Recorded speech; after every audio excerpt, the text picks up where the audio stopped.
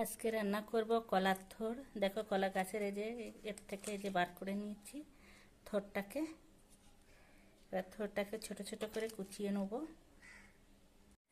আজকে রান্না করব কলার থোড়। দেখো কলা গাছের এই যে এর থেকে এই যে বার করে নিয়েছি থোড়টাকে।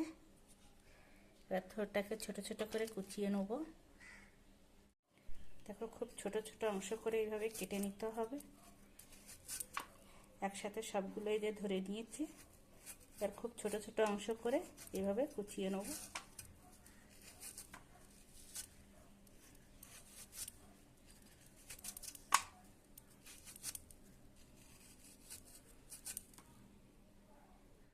কত ছোট ছোট করে দেখো কুচিয়ে নিয়েছি। আরও ছোট ছোট করে চাইলে আপনারা কুচিয়ে নিতে পারেন। এবার এখানে আমি দিয়ে দেবো লবণ কিছুটা। লবণ দিয়ে কিছু সময় এরকমভাবে মেখে নেব। মেখে 10 মিনিটের জন্য ঢাকনা দিয়ে ঢেকে রেখে দেবো।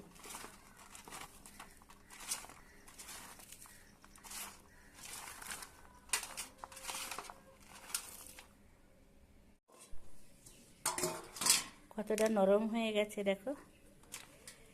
লবণ মাখিয়ে রাখলে কিন্তু অনেকটা নরম হয়ে যাবে, যে জন্য লবণটা দিয়ে মেখে 10 মিনিট রেখে দিয়েছিলাম।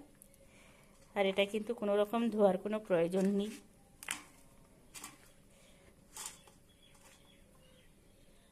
তেলটা গরম হয়ে গেছে, দিয়ে দিচ্ছি যে রসুন এইভাবে কুচিয়ে নিয়েছি। রসুনগুলো, পেঁয়াজগুলো একটু বড় সাইজ করে রাখতে হবে। এখন একটু বড় সাইজ করে রাখতে হবে।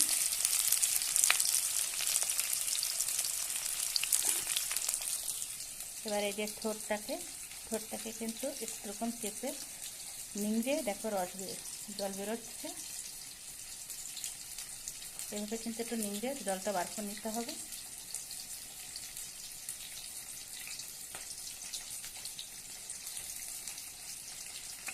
আবারও দেখাচ্ছে।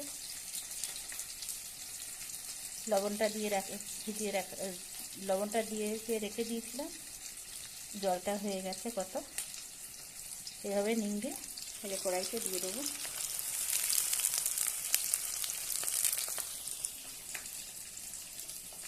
দেখো কত জল বেরোচ্ছে।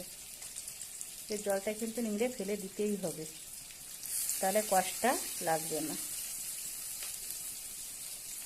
কলার থোড়ের একটা কষ হয়, যে কষটা লাগবে না।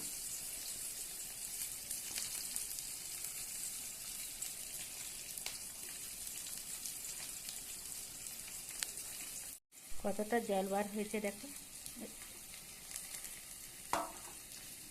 সবটা দেওয়া হয়ে গেছে।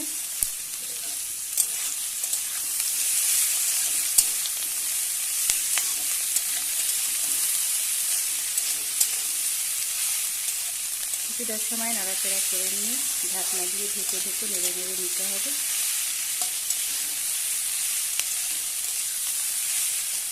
কিছু সময় একটু নাড়াচাড়া করে নিয়েছি। সামান্য পরিমাণ দিচ্ছি আদা বাটা আর কাঁচা লঙ্কা।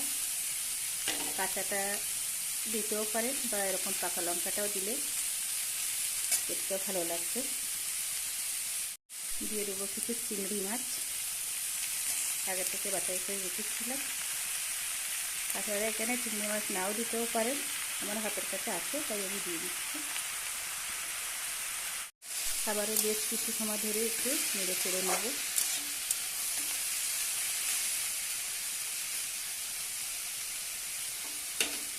ঢাকনা দিয়ে এবার ঢেকে দেবো। বেশ কিছু সময় দেখো নেড়ে চেড়ে নিয়েছি, আর খুব সুন্দরভাবে কিন্তু সেদ্ধ হয়ে গেছে।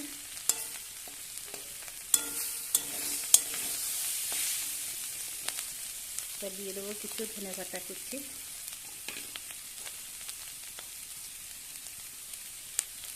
হলুদ গুঁড়ো,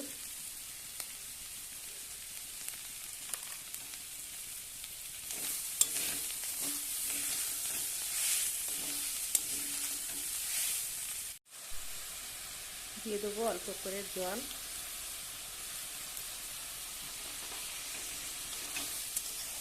খুব অল্প করে একটু জল দিয়ে দিয়েছি আরও ভালো করে সেদ্ধ করে নেওয়ার জন্য।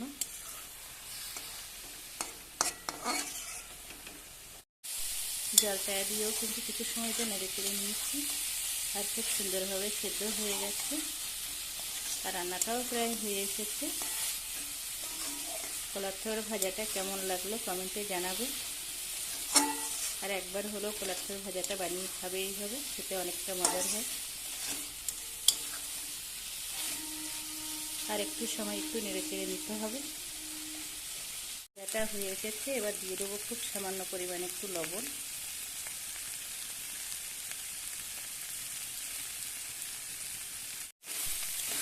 লবণটা দিয়ে একটু নেড়ে চেড়ে নামিয়ে নেব। দেবো 1 চামচ জিরের গুঁড়ো,